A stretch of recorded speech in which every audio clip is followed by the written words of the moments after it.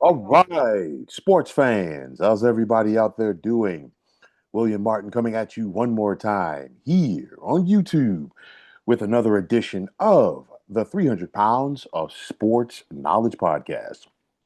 So it's been about 3 weeks since the Portland Trailblazers saw their season come to an end.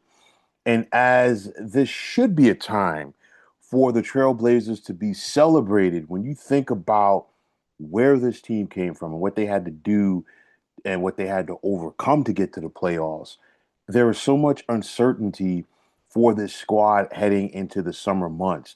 It all starts with the frugalness of Blazers team owner Thomas Dundon. Now, Dundon purchased the Blazers last summer for 4.2 billion, and in less than 365 days, Dundon has become the NBA's answer to Rachel Phelps. Dundon is looking to cut corners in regards to spending all across the board. Now, Dundon also owns the Carolina Hurricanes of the National Hockey League, and he has garnered a reputation of lowballing coaches and staff when it comes to salary. Now, Tiago Splitter led Portland to 42 wins and a berth in the postseason for the first time in 5 years, as the Blazers had to survive the play-in tournament to get there. Splitter taking over for Chauncey Billups at the start of the season, and we know where things went from there. But still, with everything that Tiago Splitter did this past season, it's not enough, apparently, for the Blazers to take that interim tag off of his title. Okay. And basically, Splitter is just one of many people that the Blazers have in mind to be the head coach for this team going forward. We've also seen Dundon give the old 86, if you will, to the T-shirt giveaway for fans prior to Game 3 of the Blazers' first round series against the Spurs. And it's one of those where, typically, we've seen in recent years the T-shirt giveaway for fans in the playoffs. Everybody's in sync, whether for the Blazers, whether it be red, black, or white, all of the shirts that they're going to be wearing. I mean, how much is it really going to cost you if you're owning a franchise to print up about 20,000 shirts? Okay. It's not the end all be all. Now, we've also seen Portland and Dundon cut down on the travel expenses for two-way players as well as staffers, such as a team with Seuss. They've already started a process of laying people off. It's one of those where, I mean, this guy is trying to nickel and dime everything. And in an era where professional athletes, especially the NBA players, are given the VIP treatment, Dundon appears ready to take things back to an era where players were responsible for their own uniforms and equipment. Now, with everything that's coming out of Portland, how attractive are the Blazers going to be to free agents around the NBA? We know that players talk to one another, and Portland is not going to be a hot destination for guys. Okay, you think about it right now.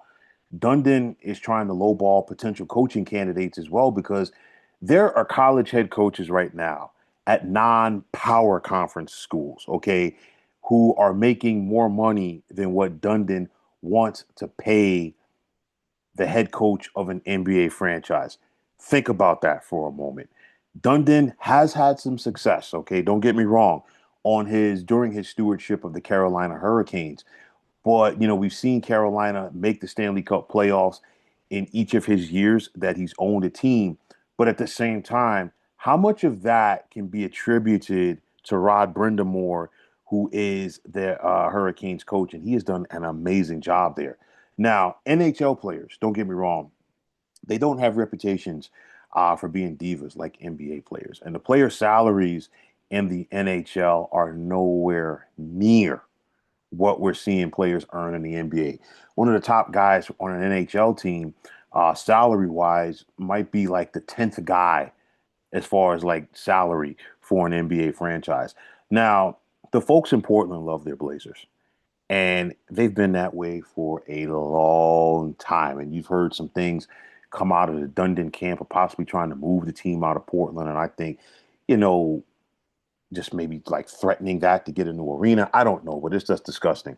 But my thing is this with Dundon's spending or lack thereof, and you think about how the NBA is and how NBA Commissioner Adam Silver is with it all of being all about the fan experience for an NBA game.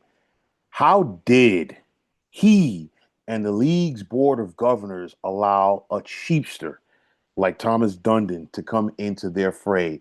Because I'm looking at it right now, the way that we're going right now, the Blazers to me are just a step away from installing pay toilets at the Motor Center. Okay, that's how bad that this thing is getting. And I mean, you ask yourself, maybe there are brighter days on the watch of Tom Dundon. I'm not sure. I mean, the thing is like, again, I'm not saying you got to break your bank, okay, in order to make this thing work. But at the end of the day, the way you're doing it and the way you're going about things is not going to cut it long term in the NBA because when you have a quality head coach, okay, you got to do whatever you got to do to retain that person. And you can't just say, well, we can replace this person with anybody. No, Tiago Splitter came in there and did a phenomenal job in a bad situation. Yeah, he was on Chauncey Billups' staff this season. Yeah, he's played in the NBA, this, that, and the third. But nonetheless, he's proven that I think that he is the guy for this team going forward. You look at Blazer salaries, and you got to wonder if they're even going to attempt to try to go out there and re-sign some of their free agents, and do their guys want to be there in a situation like that? I mean, at the end of the day, what's next? You're going to be charging these guys to board the charter flight. What's next? You're going to be charging these guys for breakfast. You know, this, that, and the third. Um, it's one of those where the last thing that you want as a team owner in any sport, especially the NBA, is to develop a reputation of being frugal and cheap. I understand you got to count your pennies here, that, this, that, and the third, but you never want to be that guy or girl, okay, when you're owning a franchise, especially an NBA one. Bad looks for the break for the Blazers. Nobody's clearly going to tell Thomas Dundon what to do with his team, but I guarantee you this: at some point, something has got to give. And this frugalness that we're seeing from Dundon is not good for the Blazers or the National Basketball Association in the long term. But, folks, that is going to wrap it up. And as always, I want to take this time out to thank each and every one of you for checking out the 300 Pounds of Sports Knowledge podcast here on YouTube. And as always, if you like what you heard and saw on this podcast, folks, you know what to do. Just hit that like button as well as subscribing to this channel. And like I always say, it is greatly appreciated. Also, if you are on the X, formerly known as Twitter, you can check me out anytime at 300 Pounds of Sports. And like I always say, if you follow me, it will be my pleasure to follow you right back. And that also goes for Instagram, where you can check me out at 300 Pounds of Sports Knowledge. Also, if you are on Facebook, definitely be sure to check out the Sports Depot 365. And as far as I'm concerned, one of the better sports groups going on social media. But until next time, fine folks, my name is William Martin, and I'm signing off. And I'm saying thanks once again for checking out the 300 Pounds of Sports Knowledge podcast here on YouTube. Be well, everybody.